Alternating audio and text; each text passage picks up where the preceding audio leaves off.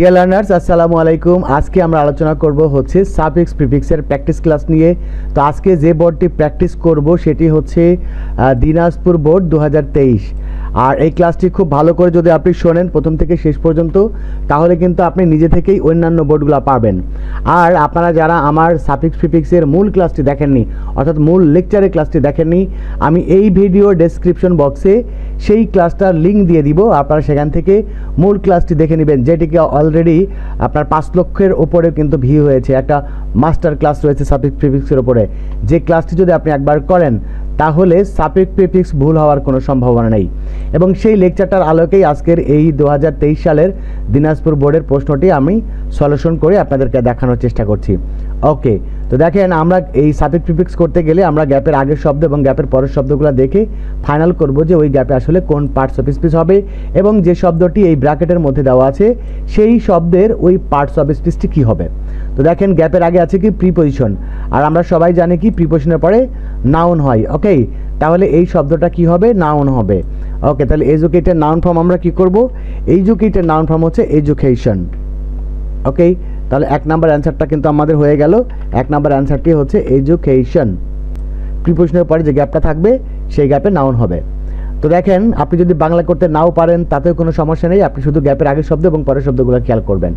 দেখেন, the purpose of education is to make a man fully equipped. দেখেন, দুইটা কারণ এখানে অ্যাডজেক্টিভ হবে। 1 নাম্বার হচ্ছে, আপনি যদি কখনো এই যে ভার্বটা দেখতে পান, মেক এই ভার্বটা দেখতে পান, তাহলে এই ভার্বের পরে যে অংশটা হবে, মানে এই ভার্বের পরে একটা নাউন থাকবে এবং নাউনের পরে একটা অ্যাডজেক্টিভ হবে। ওকে, তাহলে এখানে নিশ্চিতভাবে আমরা অ্যাডজেক্টিভ দিব। আর একটা ব্যাপার হচ্ছে, দেখেন, ফুলি হচ্ছে অ্যাডভার্ব, আর অ্যাডভার্বের পরে কি হয়? অ্যাডভার্বের পরে হচ্ছে অ্যাডজেক্টিভ হয়। তাহলে দুইটা কারণে কিন্তু এখানে অ্যাডজেক্টিভ হবে। এখন এই ইকুইপ এর অ্যাডজেক্টিভ ফর্ম হচ্ছে ইকুইপড, অর্থাৎ ভার্বের পাস্ট পার্টিসিপল ফর্ম। যে কোনো ভার্বের পাস্ট পার্টিসিপল ফর্ম অ্যাডজেক্টিভের কাজ করে। আজ থেকে মনে রাখবেন, যে কোনো ভার্বের পাস্ট পার্টিসিপল ফর্ম অ্যাডজেক্টিভের কাজ করে। ওকে, তাহলে এটা আমরা বুঝে গেলাম যে এটা আমরা কেন ইকুইপড করলাম। ওকে, এবারে আমরা করব হচ্ছে সি নাম্বারটা। দেখেন, টু বি, বির পরে গ্যাপ থাকলে কি হয়? বির পরে গ্যাপ থাকলে হচ্ছে অ্যাডজেক্টিভ হয়। ওকে, তাহলে সি নাম্বারে গ্যাপের মধ্যে ব্র্যাকেটের মধ্যে আছে ইউজ, আর ইউজের অ্যাডজেক্টিভ হচ্ছে ইউজফুল। ওকে, তাহলে সি নাম্বারের অ্যান্সারটি হচ্ছে ইউজফুল। একদম সহজ। সাফিক্স প্রিফিক্স নিয়ে অনেকেই কিন্তু টেনশনে পড়ে আছেন যে সাফিক্স প্রিফিক্স কীভাবে করবেন না করবেন। এটা একদম সহজ ব্যাপার, আপনি নিশ্চিতভাবে নির্ভুলভাবে করতে পারবেন সাফিক্স প্রিফিক্স, কোনো ব্যাপার না। তাহলে আমরা এখানে কি করলাম? ইউজফুল বি নাম্বারে, সি নাম্বারে বিয়ের পরে গ্যাপ থাকলে অ্যাডজেক্টিভ হয়, নিয়ম। এবার দেখেন, to himself and society a dash educated person. খেয়াল করেন, এখানে গ্যাপের আগে আছে আর্টিকেল, আর্টিকেলের পরে নাউন হয়, এবং গ্যাপের পরে কি আছে? এডুকেটেড, আর আছে কি? পারসন। আপনাদের একটা ব্যাপার বলি, এই যে আর্টিকেল দেখছেন, আর্টিকেলের পরে যদি একটা শব্দ ব্যবহার করা হয় তাহলে সেটা নাউন হবে, আর এই আর্টিকেলের পরে যদি দুইটা শব্দ ব্যবহার করা হয় তাহলে একটা অ্যাডজেক্টিভ হবে আর একটা নাউন হবে। আর যদি এই আর্টিকেলের পরে 3টা শব্দ ব্যবহার করা হয় তাহলে একটা অ্যাডজেক্টিভ এবং তাহলে একটা অ্যাডভার্ব এবং একটা অ্যাডজেক্টিভ এবং একটা নাউন হবে। তাহলে এখানে কি আছে? অ্যাডজেক্টিভ আছে এবং তারপরে শব্দটা নাউন আছে। তাহলে অ্যাডজেক্টিভের আগে কি হয়? অ্যাডজেক্টিভের আগে অ্যাডভার্ব হয়। তাহলে ডি নাম্বার গ্যাপের অ্যান্সারটা হবে অ্যাডভার্ব। এখন এই ট্রু এর অ্যাডভার্ব হচ্ছে ট্রুলি। ওকে, এবার দেখেন, তাহলে a truly educated person should be self reliant with regard to his. His হচ্ছে পসেসিভ, পসেসিভের পরে নাউন হয়। এখন গ্যাপের পরে যে আছে কি? নিডস। নিডস হচ্ছে একটা নাউন, তাহলে নাউনের আগে কি হয় সেটা আমাদেরকে বসাতে হবে। পসেসিভের পরে যদি দুটো শব্দ ব্যবহার করা হয় তাহলে একটা অ্যাডজেক্টিভ হবে আর একটা নাউন হবে। তো যেহেতু এখানে নিডস আর একটা শব্দ আছে, সুতরাং এই নিডস হচ্ছে নাউন, আর নাউনের আগে অ্যাডজেক্টিভ হবে। আর পারসন এর অ্যাডজেক্টিভ হচ্ছে পার্সোনাল। ওকে, তাহলে ই নাম্বার অ্যান্সারটি হচ্ছে কি? পার্সোনাল। কেন পার্সোনাল হলো আশা করছি বুঝতে পারছেন। যদি না বুঝেন তাহলে অবশ্যই কিন্তু কমেন্টস করে জানাবেন।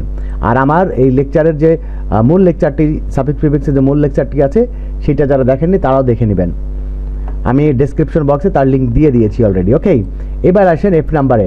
He should be well ম্যানার্ড dash. দেখেন, এখানে একটা কমা আছে, তাহলে হি শুড বি ওয়েল ম্যানার্ড, এরপরে আছে কি? থট আছে, তারপরে সিম্প্যাথেটিক আছে, তারপরে আরেকটা আছে।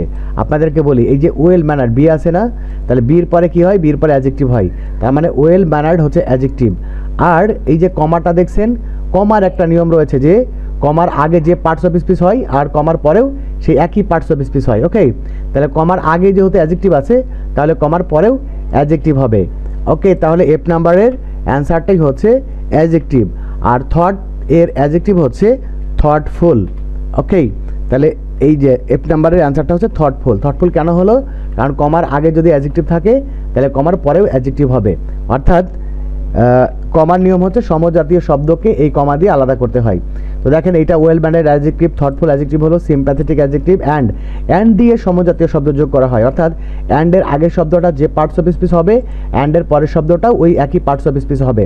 তো অ্যান্ডের আগে আছে কি সিম্প্যাথেটিক, তার আগে আছে কি থটফুল, তার আগে আছে ওয়েল ম্যানার, তাহলে ওয়েল ম্যানার অ্যাডজেক্টিভ, তারপরে থটফুল অ্যাডজেক্টিভ, তারপর সিম্প্যাথেটিক অ্যাডজেক্টিভ, তারপরে অ্যান্ডের পরে যে শব্দটা হবে সেটাও অ্যাডজেক্টিভ হবে। ওকে, তো কোঅপারেটিভ যে সকল শব্দের শেষে টিভ থাকে সেটা হচ্ছে অ্যাডজেক্টিভ হয়, তো অপারেটিভ হচ্ছে অ্যাডজেক্টিভ।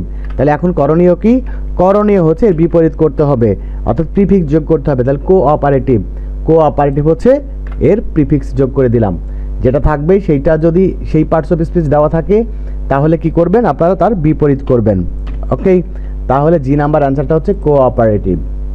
এবার আসেন হি শুড বি, দেখেন গ্যাপ আছে কোথায়? বির পরে, বির পরে গ্যাপ থাকলে কি হয়?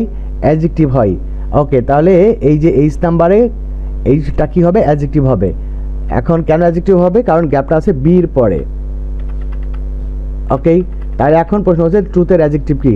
ট্রুথ এর অ্যাডজেক্টিভ হচ্ছে ট্রুথফুল।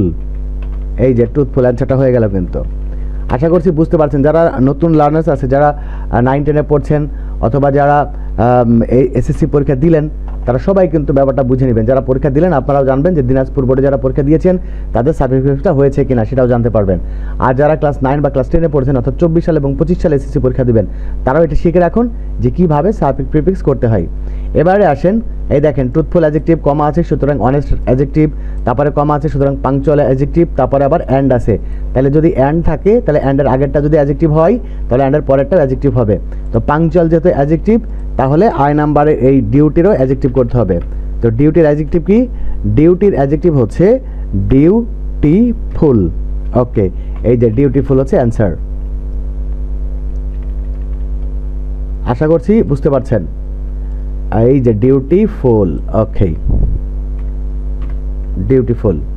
এবার আসেন কেন হচ্ছে বুঝছেন তো? গ্যাপের আগে অ্যান্ডের আগে আছে কি? অ্যাডজেক্টিভ, সুতরাং অ্যান্ডের পরেও অ্যাডজেক্টিভ হবে। এবার দেখেন এই গ্যাপটা রয়েছে, এইটা হচ্ছে ইজ, গ্যাপের আগে কিছু নাই, গ্যাপের পরে আছে ইজ, ইজ হচ্ছে ভার্ব, আর ভার্বের আগে সাবজেক্ট হয়। আর সাবজেক্ট শুধুমাত্র কি হয়? সাবজেক্ট শুধুমাত্র হচ্ছে নাউন হয় আর প্রোনাউন হয়। যেহেতু আমাদের সাফিক্স প্রিফিক্সে প্রোনাউন ব্যবহারের কোনো সুযোগ নেই, সেক্ষেত্রে আমরা এটা কি করব? নাউন ব্যবহার করব। ওকে, তাহলে এখানে কি হবে? পাংচুয়াল এর নাউন ফর্ম বসাতে হবে। তো পাংচুয়ালের নাউন ফর্ম হচ্ছে পাংচুয়ালিটি, পাংচুয়ালিটি। ওকে, আশা করছি ব্যাপারটা ক্লিয়ার হয়েছেন। যদি ক্লিয়ার না হতে পারেন তাহলে অবশ্যই কমেন্ট বক্সে প্রশ্ন করবেন যে আপনি কোনটা বোঝেননি, আমি আপনাকে সেটা বোঝানোরও চেষ্টা করব। তাহলে punctuality is a virtue that makes an action. এই দেখেন এই মেক শব্দটা যেখানে থাকবে, ওই যে আমরা প্রথমে একটা নিয়ম করেছিলাম, এইখানে মেক ছিল আর মেকের পর একটা নাউন ছিল, তারপরে আমরা অ্যাডজেক্টিভ করব। ওকে, এইবার দেখেন ঠিক একই নিয়ম। নিয়মটা কি? এইখানে একটা দেখেন মেক্স আছে, এই যে মেক্স আছে, মেক্সের পরে একটা নাউন আছে, সুতরাং তারপর একটা অ্যাডজেক্টিভ হবে। ওকে, তাহলে এই কে নাম্বারের অ্যান্সারটা হচ্ছে অ্যাডজেক্টিভ। তো প্রসপার এর অ্যাডজেক্টিভ হচ্ছে প্রসপারাস। ওকে, এই যে প্রসপারাস। কেন প্রসপারাস হলো? কারণ এখানে মেক আছে, মেক থাকলে মেকের পরে একটা নাউন থাকবে এবং তারপরে যে শব্দটা হবে সেটা অ্যাডজেক্টিভ হবে। এবার দেখেন an educated person tries to, to এর পরে গ্যাপ থাকলে কি হয়? ভার্ব হয়। তো এখানে ব্র্যাকেটের মধ্যে যে শব্দটি দেওয়া আছে সেটাও ভার্ব। তাহলে এখন করণীয় কি? তাহলে এখন একটা প্রিফিক্স যোগ করতে হবে। তো মুভের সাথে প্রিফিক্স হিসাবে রিমুভ হয়, মানে অপসারণ করা। ওকে, নিয়মটা কেন করলাম?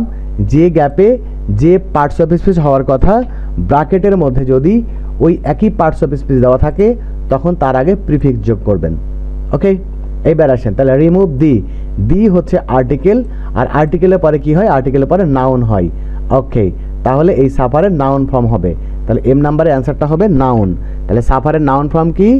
সাফারের নাউন ফর্ম হচ্ছে সাফারিং। এই দেখেন সাফারের নাউন ফর্ম হচ্ছে সাফারিং। তাহলে এম নাম্বার অ্যান্সারটাও আপনারা কিন্তু বুঝে গেলেন। এরপরে দেখেন of his countrymen he also helps others. আমরা কিন্তু একটারও বাংলা করে নিই, বাংলা আপনার করার প্রয়োজনও হবে না। হি also helps to others in অ্যাটেইনিং দেখেন অ্যাটেন্ডিং হচ্ছে এটা প্রিপোজিশন, তাহলে প্রিপোজিশনের পরে যদি একটা শব্দ ব্যবহার হয় তাহলে সেটা নাউন হবে, আর যদি দুইটা শব্দ ব্যবহার হয় তাহলে একটা অ্যাডজেক্টিভ হবে, একটা নাউন হবে। তাহলে অ্যাটেন্ডিং হচ্ছে অ্যাডজেক্টিভ আর এরপরে একটা কি হবে, নাউন হবে। তাহলে সেলফ ব্রিলিয়েন্ট এর নাউন ফর্ম হচ্ছে সেলফ ব্রিলিয়েন্স, টি বাদ দিয়ে সিই যোগ করতে হবে, তাহলেই কিন্তু এটা নাউন হয়ে গেল। ওকে, তাহলে এন, এটা এন নাম্বার, এন নাম্বারের অ্যান্সারটি হচ্ছে সেলফ ব্রিলিয়েন্স। ওকে, তো এই হচ্ছে সাফিক্স প্রিফিক্স। সাফিক্স প্রিফিক্স আপনি বাংলা না করতে পারলেও কোনো সমস্যা নাই, শুধুমাত্র আপনাকে পার্টস অফ স্পিচগুলো চিনতে হবে আর সেই পার্টস অফ স্পিচের বিন্যাস সম্পর্কে জানতে হবে। আপনি যদি পার্টস অফ স্পিচ না চিনেন, আপনি যদি পার্টস অফ স্পিচের বিন্যাস না জানেন, তাহলে এই ভিডিওর ডেসক্রিপশন বক্সে দুইটা ভিডিও লিঙ্ক দেওয়া আছে, আপনারা সেই দুইটা ভিডিও দেখবেন, তাহলে সাফিক্স প্রিফিক্স সারা জীবনের মতো একদম পারফেক্টলি আপনি করতে পারবেন। ওকে, তাহলে এই ছিল আজকের আলোচনা, আশা করছি প্রত্যেকেই বুঝেছেন। এরপরেও যদি আপনাদের কোনো প্রশ্ন থাকে তাহলে অবশ্যই সেটা কমেন্টস করে জানাবেন। আর আপনি যদি আমার চ্যানেলে নতুন হয়ে থাকেন এবং এখন পর্যন্ত চ্যানেলটি সাবস্ক্রাইব না করে থাকেন তাহলে অবশ্যই চ্যানেলটিকে সাবস্ক্রাইব করবেন, আর যারা সাবস্ক্রাইব করেছেন তাদের জন্য অনেক অনেক শুভকামনা রইল। আর আপনাদের কোন টপিকের উপরে ক্লাস লাগবে, কোন টপিকের উপর ভিডিও লাগবে সেটা আপনারা কমেন্টস করে জানাবেন, আমি আপনাদের চাহিদা মতো ভিডিও তৈরি করার চেষ্টা করব। তো আজকে বিদায় নিচ্ছি, সবাই ভালো থাকবেন, সুস্থ থাকবেন, আল্লাহ হাফেজ।